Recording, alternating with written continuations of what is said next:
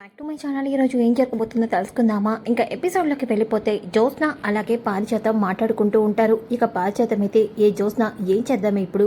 ఈ అవకాశాన్ని వినియోగించుకొని ఆ కార్తిక్ గారిని దీపని ఇంట్లోంచి లేకుండా చేయాలి. మీ తాత ఆ దక్షిణామూర్తి పేరు చెప్తేనే కోపంతో చిర్రెక్కుతాడు. అలాంటి ఆ దక్షిణామూర్తికి మీ తాతతో రక్తం ఇప్పించాడని తెలిస్తే ఖచ్చితంగా ఆ కార్తిక్ గారిని దీపని మీ తాత క్షమించడు.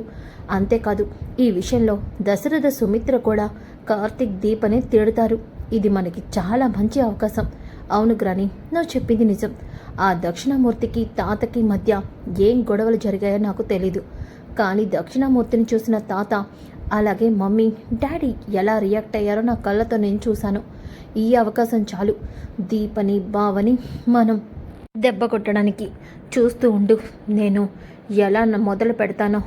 ఇక బావ దీప దీని నుంచి తప్పించుకోలేరు గ్రాని అని చెప్పేసి అంటుంది. ఇంకా ఒక పక్కన శివనారాయణ ఇంటికైతే వస్తాడు. రాగాన్లే పారిజాతం, ఏంటండి ఎలా అలా నీరసంగా కనిపిస్తున్నారు? ఏ పారిజాతం, ఎండలో వచ్చిన వాడిని నీరసంగా కాకపోతే ఎలా ఉంటాను? అంటే అది కాదు తాత, నీ చేతికి బ్యాండేడ్ ఉంది. గ్రాని అది చూసి అడుగుతున్నట్టుంది అని వెనకాలే అప్పుడే దశరథ సుమిత్ర కూడా హాల్లోకి వస్తారు. ఇక వాళ్ళిద్దరూ, అవునన్నా ఏమైంది? నీ చేతికి ఆ బ్యాండేడ్ ఏంటి అని వెనకాలే. అది దశరథ, ఏమీ లేదులే, చిన్న యాక్సిడెంట్ కేసు ఒకటి వచ్చిందంట, వాళ్ళకి బ్లడ్ అవసరమైతే బ్లడ్ ఇచ్చాను. ఏంటన్నా, ఎవరికి యాక్సిడెంట్ అయింది? ఏమో తెలీదు. కార్తీక్ దీప గుడికి వెళ్ళారు. దారిలో వాళ్ళకి ఎవరో యాక్సిడెంట్ అవ్వడం చూశారంట. అతను రక్తపు మడుగులో ఉంటే ప్రాణానికి ప్రమాదమని హాస్పిటల్లో జాయిన్ చేపించాడు. తీరా అతనికి ఏ పాజిటివ్ బ్లడ్ కావాలని చెప్పారు. అందుకే నేను బ్లడ్ ఇచ్చి అతన్ని కాపాడాను. అతనెవరో మనకి తెలీదు. మనతో అతనికి ఏ రకమైన సంబంధం కూడా లేదు. భగవంతుడు నేను అతనికి రక్తం ఇచ్చి కాపాడాలని రాసిపెట్టుంటాడు. అందుకే అలా జరిగింది అని అనకాలనే పారిజాతం, అవునండి మీరు చెప్పింది నిజమే. ఎవరిని మీరు కాపాడారో కానీ నిజంగా వాళ్ళు మహానుభావుడు అని చెప్పేసి అంటూ ఉంటే కాంచన, ఇప్పుడు గనుక ఈ విషయం గురించి బయటపడితే నిజంగానే నాన్న కార్తిక్ మీద కోపడతాడు. ఇప్పుడేం చేయాలి అని అనుకుంటుంది. దాంతో జ్యోత్స్న, తాత ఇంతకీ నువ్వెవరికి బ్లడ్ ఇచ్చావో ఆ మనిషిని నువ్వు కలిసావా? ఆ మనిషిని నువ్వు చూసావా అని అడుగుతుంది. దాంతో శివనారాయణ, లేదమ్మా చూద్దామని అనుకున్నాను. సమయానికి ఇంపార్టెంట్ ఫోన్ రావడంతో ఒక అతన్ని కలవటానికి వెళ్ళాను, అందుకే కలవలేకపోయాను అని వెనకాలనే. పర్వాలేదు తాత, ఇప్పుడు మనం వెళ్ళి అతన్ని కలుద్దాం, అతన్ని చూసి వద్దాం. మమ్మీ డాడీ మీరు కూడా రండి అని వెనకాలనే. కాంచన, ఏంటిది కావాలని చేస్తుందా? ఇప్పుడు అక్కడికెందుకు తీసుకెళ్తుంది? ఖచ్చితంగా ఇది దక్షిణామూర్తి గురించి చెప్పి కార్తిక్ మీద నాన్న మనసులో ద్వేషం నింపాలని చూస్తున్నట్టుంది అని కాంచన, నాన్న ఇప్పుడు అక్కడికి వెళ్లాల్సిన అవసరం ఏముంది అని వినగాలనే శ్రీధర్ కూడా, అవును మావయ్య గారు, ఇప్పుడు మీరు అక్కడి నుంచే కదా వచ్చారు, ఇంతలో మళ్ళీ అక్కడికి వెళ్ళడం ఎందుకు? అయినా కార్తిక్ కూడా చెప్పాడు పేషెంట్కి ఇప్పుడు బాగానే ఉందంట, వాళ్ళు కూడా బయలుదేరారంట అని వినగాలనే. ఇక జ్యోత్స్న, మావయ్య తాత బ్లడ్ ఇచ్చాడు అంటే ఖచ్చితంగా ఆ మనిషితో మనకి ఏదో రక్త సంబంధం ఉండే ఉంటుంది. లేకపోతే బావ హాస్పిటల్లో జాయిన్ చేయించడం ఏంటి? అదే టైంకి తాత హాస్పిటల్లో బ్లడ్ ఇవ్వడం ఏంటి? ఇవన్నీ చూస్తుంటే కోఇన్సిడెంట్లా అనిపించట్లేదా? తప్పకుండా ఆ మనిషిని మనం చూడాలి తాత. పద తాత వెళ్దాము అని వెనకాలనే సుమిత్ర, ఎప్పుడు లేనిది నా కూతురు తనకి సంబంధం లేని మనిషిని చూడాలి అంటుందంటే నాకు కూడా చూడాలనిపిస్తుంది మావయ్య గారు, వెళ్దాం పదండి అని సుమిత్ర కూడా అంటుంది. అప్పుడే ఇక దీప అలాగే కార్తిక్ ఇంటికి వస్తారు. వాళ్ళని చూసిన పారిజాతం, అదిగో సమయానికి కార్తిక్ గారు దీప కూడా వచ్చేశారు, వాళ్ళతో పాటు మనం కూడా వెళ్దాం అని వెనకాలనే. ఏమైంది, ఎక్కడికి పారు వెళ్దామంటున్నావు అని వెనకాలనే. అదేరా, నువ్వు ఎవరో యాక్సిడెంట్ అయిన అతన్ని కాపాడి హాస్పిటల్లో జాయిన్ చేయించావంట కదా, అతనికి మీ తాతతోనే రక్తం ఇప్పించావంట కదా, అతన్ని చూద్దామని బయలుదేరుతున్నాం అని వెనకాలనే. దీప కార్తిక్ షాక్ అయిపోతారు. ఇక జ్యోత్స్న, ఏంటి బావా మాట్లాడవేంటి? అతన్ని చూసి మేమందరం అతనికి కలిసి వద్దాం అనుకుంటున్నాం, కాపాడిన వ్యక్తి ఎలా ఉన్నాడో తెలుసుకోవాలి కదా అని వెనకాలనే. జ్యోత్స్న కావాలనే ఇదంతా చేస్తుంది. ఖచ్చితంగా జ్యోత్స్నకి అక్కడ ఉన్నది దక్షిణామూర్తి తాత అని తెలుసుంటుంది అని కార్తిక్ మనసులో అనుకుంటాడు. తెలుసు బావా, అందుకే కదా నేను ఇంత చేస్తుంది అని చెప్పేసి ఇక శివనారాయణని, ఏరా మాట్లాడవేంటి అంటే, తాత అది ఏ బావా, ఏ వెళ్ళొద్దా, ఎందుకు ఆపుతున్నావు? ఎందుకు తాతని చూడనివ్వట్లేదు చెప్పు బావా అని వెనకాలే. అది కాదు పెద్ద మేడం. ఏది పెద్ద మేడం చెప్పుదా బావా. ఏ వెళ్తే అక్కడికి తాత అతని ఎవరో చూసేస్తాడానా? ఒకవేళ ఆ మనిషి ఎవరో తెలిస్తే తాత నిన్ను దీపని క్షమించడానా అని వెనకాలే. ఇక శివనారాయణ అలాగే దశరథ సుమిత్ర. జ్యోత్స్న ఏమంటున్నావు నువ్వు? అవును డాడీ, నేను చెప్పేది అక్షరాల నిజం. తాత నువ్వు బ్లడ్ ఇచ్చి కాపాడిన మనిషి ఎవరో కాదు, మన ఇంటికి వచ్చాడే మొన్న మమ్మీ వాళ్ళ నాన్న అంటూ దక్షిణామూర్తి తాత, ఆయనే అని వెనకాలనే. ఒక్కసారిగా శివనారాయణ దశరథ సుమిత్ర అందరూ కూడా షాక్ అయిపోతారు. ఇక దీప అలాగే కార్తిక్ కూడా షాక్ అవుతారు. ఇక శ్రీధర్, ఈ విషయం జ్యోత్స్నకి ఎలా తెలిసింది? నేను కాంచనతో మాట్లాడిన మాటల్ని వీళ్ళు వినేసుంటారా అని వెనకాలనే. ఒక్కసారిగా శివనారాయణ, జ్యోత్స్న ఏం మాట్లాడుతున్నావు నువ్వు? అవును తాత, నేను చెప్పేది అక్షరాల నిజం. ఇందాక మావయ్య అత్తతో మాట్లాడుతుంటే విన్నాను. అక్కడ బ్లడ్ నువ్వు ఇచ్చింది ఎవరికో కాదు, దక్షిణామూర్తికే అని వెనకాలనే. ఒక్కసారిగా ఇక కాంచన శ్రీధర్ షాక్ అవుతారు. దీప అలాగే కార్తిక్ అనవసరంగా మాస్టారు అమ్మకి చెప్పి తప్పు చేశాడు, ఇప్పుడు ఏం చేయాలి అని చెప్పేసి కార్తిక్ అనుకుంటాడు. ఇంతలోకి శివనారాయణ, ఏంట్రా నువ్వంటుంది? జ్యోత్స్న చెప్పింది నిజమేనా? అక్కడ నేను బ్లడ్ ఇచ్చిన అతను దక్షిణామూర్త అని వెనకాలనే. అది తాత అవును అని వెనకాలనే. ఒక్కసారిగా శివనారాయణ కోపంతో రగిలిపోతాడు. ఇక జ్యోత్స్న, బావా అసలు ఆ మనిషికి తాతకి సంబంధం లేదని ఆ రోజు చెప్పాడు కదా, అలాంటి తాతతో అతనికి రక్తం ఇప్పించావంటే నీ ఉద్దేశం ఏంటి చెప్పు? నువ్వు ఇదంతా కావాలనే చేసావు కదా, నువ్వు చేసావా లేదా నీతో దీప చేయించిందా ఇదంతా అని వెనకాలనే. పెద్ద మేడం అని అంటాడు. అరవకురా, దాని మీద ఎందుకు అరుస్తావు చెప్పు.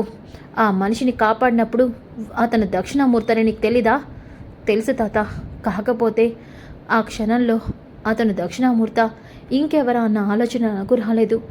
చావు బతుకులో ఉన్న మనిషిని కాపాడాలన్న ఆలోచనతోనే ఉన్నాను, అందుకే హాస్పిటల్లో జాయిన్ చేయించాను అంతే తాత. నువ్వు జాయిన్ చేయించరా, నువ్వు ఒకరి ప్రాణాలైనా కాపాడు, నాకు సంబంధం లేదు, కానీ నాతో అతనికి రక్తం ఇప్పిస్తావా అంటే తాత అది మాట్లాడకు. ఇదంతా నువ్వు నా మీద చులకన భావంతోనేగా చేశావు. అది కాదు తాత.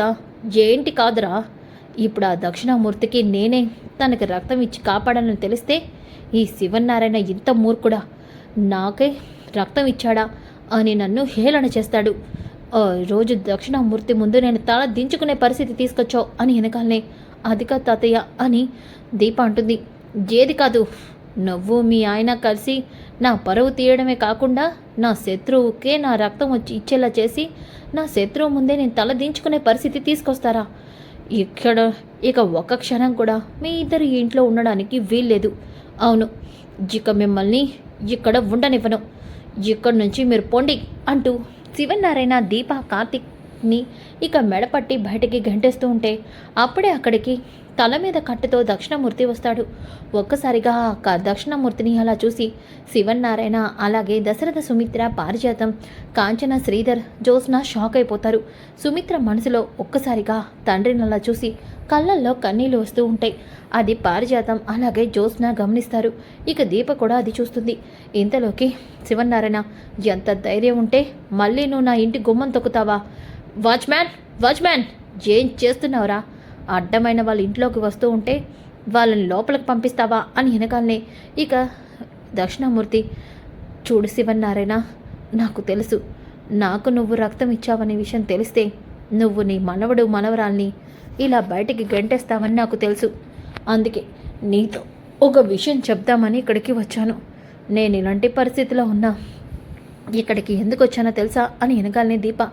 అయ్యో తాత, నువ్వెందుకు ఇక్కడికి వచ్చావు? నీ పరిస్థితి బాగాలేదనే డాక్టర్లు చెప్పారు కదా, నువ్వెందుకు ఇక్కడికి వచ్చావు అని వెనకాలనే. ఇక పారిజాతం, ఏ దీప, నీకేమైనా పిచ్చా? ఆ ముసలోడికి అంత ప్రేమను చూపిస్తావేంటి? మీ తాతకి ఇష్టం లేని పనిచేస్తావేంటి అని వెనకాలనే. జ్యోత్స్న, దీప పనే అంత కదా, కానీ ఇక్కడ మనతో మంచిగా ఉంటూనే మన శత్రువులతో చేతులు కలుపుతుంది అని వెనకాలనే. కార్తీక్, ఆపుతావా పెద్ద మేడం అని అంటాడు. ఇక శివనారాయణ, వీళ్ళతో నాకేంటి మాటలు, మర్యాదగా ఇక్కడి నుంచి వెళ్ళు, ఇంకొక్క మాట నువ్వు ఇక్కడ మాట్లాడినా నేనేం చేస్తానో నాకే తెలీదు. చూడు శివనారాయణ, ఇందులో కార్తీక్ది కానీ దీపది మాత్రం ఏ మాత్రం తప్పులేదు. అవును, నువ్వు నాకు రక్తం ఇచ్చావన్న విషయం నీకు తెలియకపోవడం నిజం. అవును, వాళ్ళు నీతో ఈ విషయాన్ని చెప్పాలని అనుకున్నారు, కానీ తెలిస్తే నువ్వు తట్టుకోలేవని వాళ్ళు నీ దగ్గర దాచిపెట్టారు. అంతేకాని వాళ్ళు కావాలని ఇదంతా చేయలేదు. ఇది నిజం, ఇది నిజం శివనారాయణ అంటూ ఒక్కసారిగా దక్షిణామూర్తి అక్కడికక్కడే కళ్ళు తిరిగి పడిపోతాడు. అది చూసిన సుమిత్ర నాన్న అంటూ పరిగెత్తుకుంటూ అక్కడికి వస్తుంది. అది చూసిన శివనారాయణ, దశరథ, పారిజాతం చూసిన అందరూ కూడా షాక్ అయిపోతారు. ఇక కార్తీక్ అలాగే దీప కూడా దక్షిణామూర్తిని పట్టుకుంటారు. ఇక సుమిత్ర, మావయ్య గారు, ఇలాంటి పరిస్థితిలో నా తండ్రే కాదు ఎవరున్నా మనం చూస్తూ ఊరుకోలేం కదా, హాస్పిటల్లో జాయిన్ చేపిస్తాను మావయ్య గారు అని అంటుంది. మీ ఇష్టం వచ్చినట్టు చేసుకోండి అంటూ శివనారాయణ కోపంగా అక్కడి నుంచి వెళ్ళిపోతాడు. ఇక సుమిత్ర, దీప అలాగే కార్తీక్ హాస్పిటల్లో జాయిన్ చేపిస్తారు. ఇక జ్యోత్స్న అలాగే పారిజాతం మంచి ఛాన్స్ మిస్ అయిపోయింది. ఆ ముసలోడు రాకపోయి ఉంటే కార్తీక్ గారిని, దీపని మీ తాత బయటకు గెంటేసేవాడు. ఇక నువ్వే సీఈఓ అయ్యేదానివి. మంచి ఛాన్స్ మిస్ అయిపోయింది. మధ్యలో ఆ ముసలోడు కళ్ళు తిరిగి పడిపోయాడు. అవును గ్రాని, కానీ గ్రాని, మమ్మీ మొన్న వాళ్ళ నాన్న విషయంలో చాలా సీరియస్గా రియాక్ట్ అయింది కదా. ఆ రియాక్షన్ చూసి ఎప్పటికీ మమ్మీ వాళ్ళ నాన్నతో కలవదు అనుకున్నాను, కానీ అంత ఈజీగా మమ్మీ వాళ్ళ నాన్న దగ్గరికి వెళ్ళిపోయిందేంటి? అలాగే మమ్మీ కళ్ళల్లో కన్నీళ్ళు కూడా చూశాను. అవునే, సుమిత్ర మనసులో మళ్ళీ తండ్రి మీద ప్రేమ పుట్టుకొచ్చిందేమో. అదే కనుక నిజమైతే ఇంకా ముసలోడు సుమిత్రని కూడా ఇంట్లోకి రానివ్వడు. ఏంటికి రాని నువ్వంటుంది? అవునే, ముసలోడి కోపం పంతం గురించి నీకు తెలీదు. నా అనుకున్న వాళ్ళని ఆ దక్షిణామూర్తి విషయంలో ఎంతకైనా దూరం చేసుకుంటాడు. ఏంటికి రాని నువ్వంటుంది? అసలు ఆ కుటుంబానికి ఈ కుటుంబానికి అంత పెద్ద గొడవ ఏం జరిగింది? ఒసే, ఇది తెలుసుకోవాలంటే ఇంకా నీకు కొంచెం టైం రావాలి. అవును, ఒకవేళ ఈ విషయం గురించి నీకు తెలిసినా నువ్వెక్కడైనా వాగినా మీ తాత నన్ను చంపేస్తాడు. అందుకే నువ్వు తెలుసుకోకపోవడమే నీకు నాకు మంచిది అని చెప్పేసి ఇక ఇద్దరు కూడా లోపలికి వెళ్ళిపోతారు. ఇక శివన్న దక్షిణామూర్తిని హాస్పిటల్ జాయిన్ చేయించాక సుమిత్ర దక్షిణామూర్తి చేయి పట్టుకొని ఏడుస్తూ ఉంటుంది. నాన్న, ఎలా ఉండే మీరు ఇలాంటి పరిస్థితిలో ఉన్నారు? ఎందుకు నాన్న? ఇక నా నుంచి మీరు దూరంగా వెళ్ళిపోండి. దయచేసి నన్ను చూడాలని అనుకోవద్దు. అవును నాన్న అని అంటూ ఉంటే దక్షిణామూర్తి, ఏ కన్న తండ్రి తన కూతుర్ని బ్రతికుండగానే పిండం పెట్టాలని అనుకోడు. అంత పాపం పని నేను చేశాను కాబట్టే భగవంతుడు నాకు ఇలా శిక్ష వేస్తున్నాడు సుమిత్ర అని వెనకాలనే, నాన్న ఇప్పుడు అవన్నీ ఎందుకు? లేదు సుమిత్ర, చేసిన పాపం చెప్పుకుంటే నిన్న పోతుంది అంటారు. నేను చేసిన పాపం అలాంటిది. అందుకే ఆ పాపం నిరీక్షణ నన్ను దహిస్తూనే ఉంది. ఇలా నేను ఒంటరివాడిని అయ్యేలా చేసింది. నన్ను క్షమిస్తావా సుమిత్ర? చెప్పు, నన్ను నాన్న అని పిలిచిన ఈ నోటితో నన్ను క్షమించానని ఒక్క మాట చెప్తావా సుమిత్ర అని అంటూ ఉంటే అప్పుడే అక్కడికి దశరథ వస్తాడు. సుమిత్ర, హాస్పిటల్లో జాయిన్ చేపిస్తానన్నావు, అయిపోయింది కదా, ఇక బయలుదేద్దాం పదా. దశరథ, నువ్వు నా పేరు కొడతలావు మాకు. సుమిత్ర, ఇప్పుడు నువ్వు నాతో పాటు రాకపోతే ఈ బంధాన్ని మనం పూర్తిగా వదులుకోవాల్సిన పరిస్థితి వస్తుంది. ఏవండి, నాన్న కోపం గురించి నీకు తెలుసు కదా, పద ఇక్కడి నుంచి వెళ్దాం పదా అని చెప్పేసి దశరథ సుమిత్రని తీసుకెళ్తూ ఉంటే సుమిత్ర ఏడుస్తూ ఇక దక్షిణామూర్తిని చూస్తూ ఉంటుంది. అప్పుడే దీప అలాగే కార్తీక్, మావయ్య అతని కాసేపు ఇక్కడే ఉండనివ్వచ్చు కదా, ఆ పెద్దయిన కొంచెం నయమయ్యే వరకు. ఒరే కార్తీక్, దీని గురించి నీకు తెలీదు. నువ్వు చేసిన తప్పు చాలా పెద్దది. అది ఎంత పెద్దదంటే నువ్వు నేను 2 కుటుంబాలుగా మారే అంత తప్పు. ముందు తాత నాన్న నీ విషయంలో చాలా కోపంగా ఉన్నాడు. దాని గురించి మర్చిపోయి ఇలా పిచ్చి పిచ్చి మాటలు మాట్లాడి కుటుంబాలని విరిగిపోయేలా చేయి మాకు. మీరు కూడా నాతో పాటు వచ్చేయండి, పదండి అంటూ శివనారాయణ దగ్గరికి దీపా కార్తీక్ని కూడా తీసుకొని వెళ్తాడు. ఇక కాంచన అలాగే శ్రీధర్, తప్పు చేసాం, మన మాటల్ని పిన్ని అలాగే జ్యోత్స్న విన్నారు. వాళ్ళిద్దరు గుంట నక్కలాంటి వాళ్ళు, ఎప్పుడు వాళ్ళిద్దరు దొరుకుతారని చూస్తారు. అవును కాంచన, నేనే ఆవేశంగా వెనక ముందు చూసుకోకుండా నీతో నిజం చెప్పాను. మీరేం చేస్తారండి, ఎప్పటికైనా ఈ విషయం తెలియాల్సిందే కదా. కానీ మా నాన్న కోపం ఇంకా తగ్గిందో లేదో, అక్కడ దక్షిణామూర్తి ఎలా ఉన్నాడో ఏంటో అని అంటూ ఉంటేనే సుమిత్ర అలాగే దీప కార్తీక్ దశరథ ఇంటికి వస్తారు.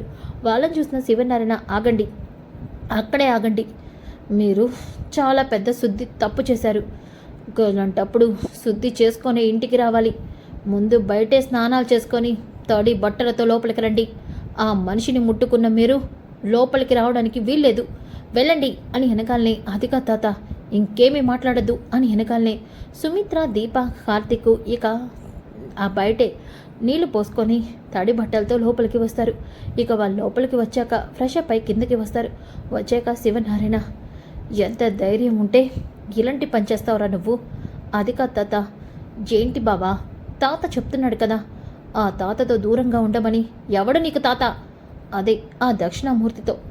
కానీ నువ్వు ఇదంతా కావాలనే చేసావు కదా. చూడు పెద్ద మేడం, యాక్సిడెంట్ అయ్యి రక్తం మడుగులో ఉన్న మనిషిని కాపాడకుండా అలా వదిలేసి రమ్మంటావా? వదిలేసే బావా, ఎవరు నిన్ను కాపాడమన్నారు? తాతకి, మమ్మీకి, డాడీకి నచ్చిన ఆ మనిషి బ్రతికుంటే ఏంటి, చస్తే ఏంటి? అయినా రోడ్డు మీద చచ్చే అనాథ శవాలన్నింటినీ నువ్వే కాపాడుతున్నావా ఏంటి అని వెనకాలనే సుమిత్ర జ్యోత్స్న చంప పగలు కొడుతుంది. నోర్బై, నా కన్న తండ్రి పట్టుకొని ఎలా అలా మాట్లాడగలుగుతున్నావు? అంటే మమ్మీ అది ఏంటే, కనీసం సాటి మనిషి మీద చూపించే జాలి కూడా చూపించకుండా నా తండ్రిని నీకు తాత అవుతాడు అలాంటి మనిషితో ఇలాగా నువ్వు మాట్లాడేది? అంటే మమ్మీ, నోర్బై, ఇంకొక్క మాట కూడా నువ్వు మాట్లాడినా నేనేం చేస్తానో నాకే తెలీదు అని వెనకాలనే ఇక కాంచన, నాన్న, వాడికి నిజంగా దక్షిణామూర్తికి నువ్వు రక్తం ఇస్తావని ఆవిడ అనుకోలేదు. సమయానికి నువ్వు రక్తం ఇవ్వకపోతే ఆ మనిషి చనిపోతాడని వాడు నీతో నిజం చెప్పకుండా ఆగిపోయి ఉంటాడు. అంతేకాని వాడికి ఏమీ తెలీదు నాన్న. దయచేసి ఈ విషయాన్ని ఒక్కడితో వదిలేనన్నా. ఇక ఎప్పుడు వాడు దక్షిణామూర్తిని కలవడు నాన్న అని కాంచన అంటుంది. శ్రీధర్ కూడా, అవును మావయ్య గారు, నేను చెప్పే వరకు వాడికి కూడా తెలీదు అని అంటూ ఉంటే, చూడు, ఇది నీ మొదటి తప్పుగా భావించి వదిలేస్తున్నాను. ఇంకొకసారి మీరు ఆ దక్షిణామూర్తితో ఎలాంటి సంబంధం పెట్టుకున్నా ఈ కుటుంబానికి శాశ్వతంగా మీరు కూడా దూరం అవుతారు, గుర్తుపెట్టుకోండి అంటూ శివనారాయణ కోపంగా వెళ్ళిపోతాడు. ఇక పారిజాతం, ఎందుకే అనవసరంగా వాగి ఏదో ఒకటి చేస్తావు? గ్రాని, ఇప్పుడు మనకి మంచి అవకాశం దొరికింది.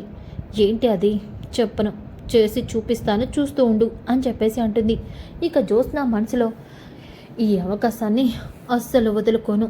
అవును, దక్షిణామూర్తి తాతని చంపి ఆ నేరాన్ని శివనారాయణ మీదకి నెట్టేస్తాను. అప్పుడు ఖచ్చితంగా ఈ కుటుంబం అతలకుతలం అవుతుంది. ఇక సీఈఓ గురించి ఎవ్వరు కూడా మాట్లాడుకోరు. నాకు కావాల్సిన ఆస్తి కూడా నాకు దక్కుతుంది. ఇదే నాకు మంచి అవకాశం. ఈ విషయం గ్రానికి చెప్తే ఏదో ఒకటి వాగి నాశనం చేస్తుంది. కానీ నేనేం చేయాలో అదే చేస్తాను అని చెప్పేసి జ్యోత్స్న అనుకుంటుంది. ఇక దీప, బావా, తాతకి ఇప్పుడు ఎలా ఉందో ఏంటో. అమ్మ మహాతల్లి, ఉదయం జరిగింది ఇంకా గుర్తులేదా? అది కాదు బావా, అది కాదు మరదలా, తాత చెప్పాడు కదా, ఒకసారి దక్షిణామూర్తి తాతని మనం కలిస్తే మన కుటుంబం కూడా ఈ కుటుంబం నుంచి విడిపోతుందని. ఒకసారి విడిపోయిన కుటుంబాన్ని కలపడానికే మనకి సంవత్సరం పట్టింది. మళ్ళీ ఆ పని చేద్దామంటావా? అంటే అది కాదు బావా. దీప, ఆల్రెడీ నేను హాస్పిటల్కి ఫోన్ చేసి కనుక్కున్నాను. తాతకేమీ పర్వాలేదు, 2 days హాస్పిటల్లో ఉంటే సరిపోతుందని చెప్పారంట. ఇక ఎటువంటి ఇబ్బంది లేదు. నేను చెప్తున్నాను కదా, ప్రశాంతంగా ఉండు అని చెప్పేసి కార్తీక్ అంటాడు. ఇక దీప, అసలు ఆ 2 కుటుంబాల మధ్య ఏం జరిగిందో మనం తెలుసుకోవాలి బావా. ముందు మనం అది కాదు తెలుసుకోవాల్సింది. జ్యోత్స్న మన విషయంలో పకడ్బందీగా ఉంది.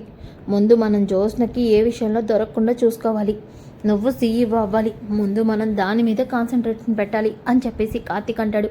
ఇక జ్యోత్స్న అయితే మొహానికి ముసుగు వేసుకొని హాస్పిటల్కి అయితే వెళ్తుంది. దక్షిణామూర్తి ఉన్న రూమ్లోకి వెళ్ళి, దక్షిణామూర్తి తాత, నువ్వు నాకు సొంత తాతవని అందరూ అనుకుంటారు. నువ్వు కూడా అలాగే అనుకుంటావు. కానీ నువ్వు నాకు తాతవి కాదు. ఆ దీపకి నువ్వు తాతవి. అందుకేనేమో దీప నీకు రక్తం రాగాల్ని దాటుకోలేక హాస్పిటల్లో జాయిన్ చేయించి మా తాత రక్తం ఇప్పించింది. కానీ నీ ప్రాణాలు తీసి దీన్ని నేను నాకు అనుకూలంగా వాడుకుంటాను. సారీ తాత, నీ ప్రాణాలు పోతున్నాయి అని చెప్పేసి జ్యోత్స్న ఇక దిండు పెట్టి దక్షిణామూర్తిని చంపబోతూ ఉంటుంది. అలా చంపబోతూ ఉండగా ఒక్కసారిగా అక్కడికి నర్సులు వస్తారు. ఇక ఏం జరుగుతుంది ఇక్కడ? ఎవరు మీరు? డాక్టర్, డాక్టర్ అని అంటూ ఉంటే జ్యోత్స్న ఒక్కసారిగా ఆ దిండు విసిరేసి అక్కడున్న నర్సుని తప్పించుకొని పారిపోతూ ఉంటే తన చౌరింగ్ అక్కడ పడిపోతుంది. ఇక జ్యోత్స్న మెల్లగా అక్కడి నుంచి తప్పించుకొని బయటకైతే వచ్చేసి, అమ్మో, కొంచెం ఉంటే దొరికిపోయేదాన్ని. అయినా కరెక్ట్ టైంకి ఆ నర్సు వచ్చింది, లేకపోతే నేను తాతని ఫినిష్ చేసేదాన్ని. కానీ టైంకి నర్సు ఎందుకు వచ్చింది అని చెప్పేసి అనుకుంటూ ఉంటే అప్పుడే ఇక దీప నర్సుకి ఫోన్ చేసి ఉంటుంది. ఒక్కసారి మా తాతయ్య ఎలా ఉన్నారో చూసి చెప్పరా అని వెనకాలనే ఆ నర్సు దీపకి ఫోన్ చేస్తుంది. మేడం, మీరు సమయానికి ఫోన్ చేయడం వల్ల ఈ పెద్దాయన్ని కాపాడగలిగాం. ఏమిటి అలా అంటున్నావు? అవును, ఈ పెద్దాయన రూమ్లోకి ఎవరో ఒక ఆమె వచ్చి పెద్దాయన్ని చంపాలని చూసింది. మీరు ఫోన్ చేశారని నేను రూమ్కి రావడం వల్ల పెద్దాయనకి ఏమీ కాలేదు అని వెనకాలనే దీప షాక్ అవుతుంది. వెంటనే కార్తిక్కి విషయం చెప్తుంది. ఏంటి దీప అనుకుంటుంది? అంటే తాతకి మనకి తెలియకుండా ఎవరో శత్రువులు ఉన్నారు. తాతకి హాస్పిటల్లో ఉన్న విషయం ఎవరికి తెలియదు కదా, మన కుటుంబానికి తప్ప. మరి అలాంటప్పుడు తాతని ఎవరు చంపుంటారు? ఎవరు వచ్చుంటారు? తెలీదు బావా, కానీ ఏదో చౌరింగ్ దొరికిందని అక్కడ నర్సు చెప్పింది. అవునా? అయితే ఆ చౌరింగ్ ద్వారా మనం ఆ మనిషి ఎవరో తెలుసుకుందాం అని కార్తీక్ అంటాడు. సో ఫ్రెండ్స్, అప్కమింగ్ ఎపిసోడ్ చాలా చాలా ఇంట్రెస్టింగ్గా ఉంటుంది. Don't miss. ఈ వీడియో నచ్చితే లైక్ చేయండి, షేర్ చేయండి. Thanks for watching.